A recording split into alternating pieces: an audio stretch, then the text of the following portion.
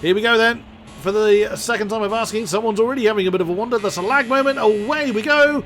Let's see who's going to have the greatest start as we scream on down. The BMWs both going for that middle ground. As we scream on down to turn 1, Mark Kelly sweeps through. Brendan Van Heiden in third place. He's already having a go at Roy Grassi for second. Looks like everybody's made it through this time, other than Gary Cooper, who sadly has had another trouble. He did say that he was having some internet trouble. There's Gillen up to 6th position. Just swapping around. Oh, wow, Jason Powell looks like he's lost a few spots. Jirka Sterber has gone through on Quinton Chauvetot. Gillen's just gone past Stu Neal for 5th position, chasing after Jay Daniels. Heading on down towards the hairpin, you can see side by side Roy Grassi and Brendan Van Heiden, as well as Gillen and Stu Neal. Gillen's gone in a bit hot, but no major impact there. Oh, and that's someone off the road. Who was that? That's disappeared. Not sure who there was. Oh, Jameson's falling through the field. Oh dear, it's not going well for Alex. Oh, as he's got a big slide on. Oh wow, Jirka's got all kinds of... Oh, what on earth is going on here? Alex gets slammed into the back. But I think, was it? No, it wasn't Quintin. It was Toby Owen. What on earth happened there? There's a huge misjudgment there as he slammed into the back of the Renault. But Mark Kelly up front, leading the way. Brendan Van Heiden's just got himself a track limit penalty. 2 seconds on the board for him already. Gillone up to 3rd now, as Roy Grassi chases in 4th. But again, the random grid race going badly for Alex Jameson. First time of asking, he disconnected. And sadly, it's not looking much better in the second attempt. As we look, Colin, it gets a bit fidgety on the exit of the final turn for Colin Dunn. Oh, Grassi, what's going on with Gillone? Oh no, he's had a problem. He's now down into 6th place. He's had a problem at turn 1. Oh no, Andrew Gillone, well, at least he's got time to kind of rectify. Jirka Sterber on the inside of David Moll coming into turn 2. Does he manage to get, well, kind of gets it done. Yes, he does. He's in 10th position ahead of Moll now. There's Jameson on the back of Chauvetot, who's had a fairly good start. On the back of Aaron Large now. Whoa, right behind. I think it's Jason Powell trying to make a move. Yep, that's Jason Powell trying to make a move on David Moll. Oh no, he's gone in too deep and he slams into the side of Jameson. Oh my goodness, he overshot the braking point. And that's Jameson that has absolutely taken a huge clout to the side of the car. Brendan Van Heiden now sizing up Mark Kelly for the lead. And Gillone on the back of a bit of a train here. That's 3rd to 6th in this particular train. Fighting absolutely everywhere, as you can imagine. There's a 5-car train behind them. Toby Owens in the back of it. Though he's fallen off the back of Jirka Sterber, who's still chasing David Moll. Big amount of sideways going on. Oh, wow. Now, Jirka Sterber, he's a rallycross driver from the Czech Republic. So going that sideways is second nature to him as he goes past David Moll. Nice move. Gillone trying to size up the same move on Stu Neal. Rear-wheel drive car will probably make that a bit easier as Brendan Van Heiden gets the... I think he's got the fastest lap. He does. Brendan Van Heiden 47.3. Fastest lap of the race so far. Sizes up Mark Kelly. Thinks about an inside manoeuvre into turn 2. No, doesn't go for it. In the background. Oh, yes, he does. Oh, no, it's lag. That was a big lag moment. That would have put a few people off. I thought there's Gillone trying to do an outside manoeuvre on Jay Daniels. I think Jay was one of the ones affected by the big lag moment from Brendan Van Heiden, who's had no luck with his internet service provider. But Gillone manages to... Oh, wow, there's damage to the side of his BMW as well. So he's gone through on Daniels, but does look like Jay's trying to save up with the move in response. But at the same time, Andrew Gillone goes for a big move on the inside of the hairpin on Stu Neal for 4th place. Bit of door banging going on. No harm, no foul there as they chase off after Roy Grassi. Side by side still as they come down towards turn 7. In the background, lots of fighting going on as well. Aaron Large side by side with Jirka Sterber, who's now up into 7th position. Jirka had a very... very steady race one, but is now really starting to find his feet. And down the middle, oh my God, parting the ways is David Moll in the 33 car, trying his best to make up. Don't make the move too desperate, David. Oh wow, as Stellenberg is side by side with Moll. Well, it's impossible to know where to look. They're 3 or 4 wide almost coming down into the stadium section. That's Toby Owen. David Moll's actually fallen to the back of this field with the moves he's trying to make. My goodness, there goes Quinton Shobito trying to make a move. In the background as well, we can see Alex Jameson trying to make his way back through the field after that almighty great smash he was involved with. He's just gone around the outside of Colin Dunn. Jason Powell at the back of that particular field. My word, it's difficult to know where to look. And the lead is under threat again. Brendan Van Heeden on Mark Kelly. Is he going to try and shape up a move into turn 2? No, he still can't get it done. Behind them, Gillone on Roy Grassi. Ooh, couldn't get the move done, but I think Andrew's probably timing it well. That's the view from Gillone. Actually, we'll jump a couple of cars back to Jay Daniels, who's chasing after Stu Neal. We can see, and Gillone is now side by side with Roy Grassi, coming down towards the hairpin. Jay Daniels is given the slipstream on Stu Neal as well. Gillone nudges ahead into 3rd position. Can he slow it down? Whoa, that's way too deep! Way too deep for Stu Neal. Didn't look like there was impact from that side. And Gillone up into 3rd place. My goodness, how did Stu Neal slow that down? This amazing pack here still fighting tooth and nail, of which Toby Owen is at the back of.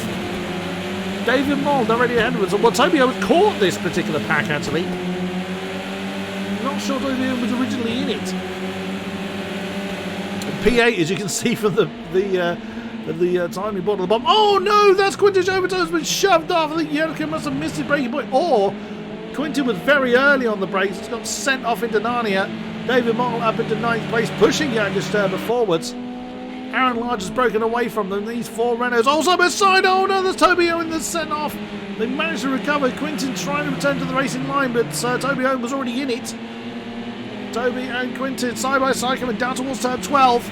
Oh, Toby's got a bit deep. Can he slow it down? Yes, he can. Trying to get the racing room as well, and manages to retain that particular spot.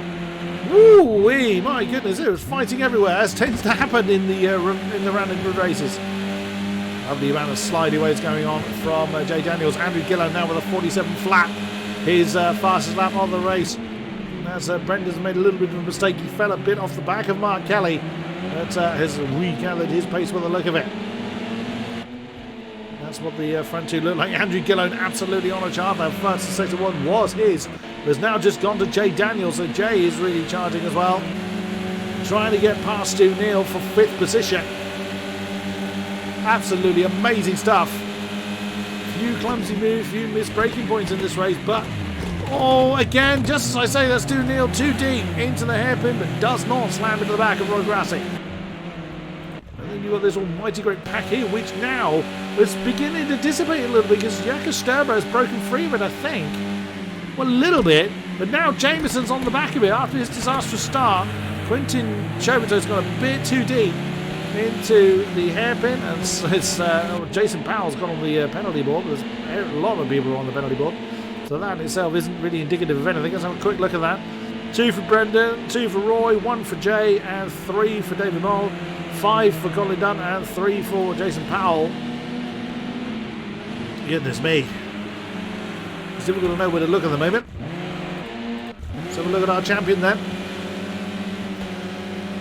So Watkins Glen, it was of the top 2, it was Gillone that was a little bit kind of disadvantaged in the race, and you can just see how much pace Jameson loses on those straighter sections. As the fastest out, 46.7 from Andrew Gillone. He is charging towards the top spot, but Jameson's lost so much straight line speed because of the damage on his car, which is very clear and apparent.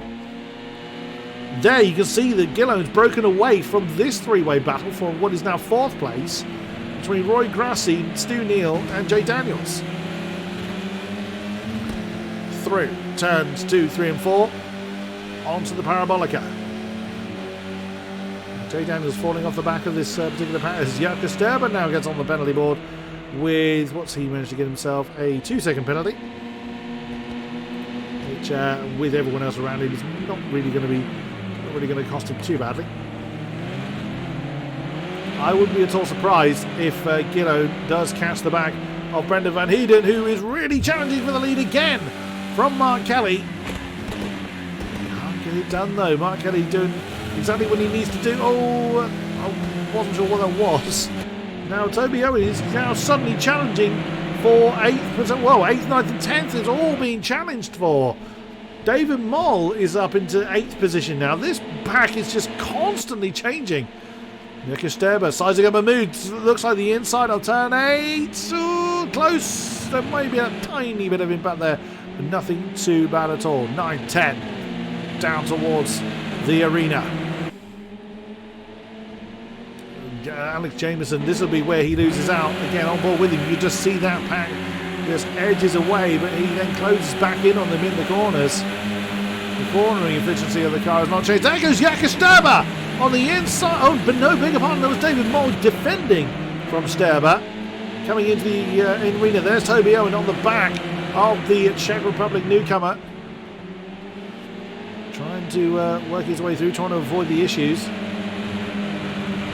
And there we go. We now have the proxy warning on the standings. This is what the triangle, the exclamation mark in the triangle for. I think Gillone is going to be there. I think the timings do seem to kind of wander a little bit, unfortunately, in this track. Roy Grassi and Stu Neal have managed to break away from Jay Daniels, but that fight for 4th isn't done yet. But this squabble here, as we jump down to Quinton Chauvetot side by side with Jacke Sterber, who's made a bit of a mistake somewhere. Can Jameson capitalise on that? Through the parabolica, David Moll has got a bit of breathing space. Toby Owen now up in 9th place. Chauvetot 10. Sterber in 11th. Is Sterber going to try and make the dive on the hairpin? Oh, Chauvetot's got that all wrong. He's going to be facing the wrong way. Bounces off of Jacke Sterber, bounces off of Toby Owen. And well, he lost the position, but not too much time did Chauvetot. He rejoins in 12th position. We have lost one from the race. I think that's Jason Powell that's called it a day. Jumping back up to the front though. As each moment goes on, Gillone does close in a bit on this particular pack, but with only 2 laps to go, is he going to close in enough? A time penalty for Brendan. That's 3 seconds now, so the second at least is going to go Gillone's way. Jay Daniels is now on the penalty board.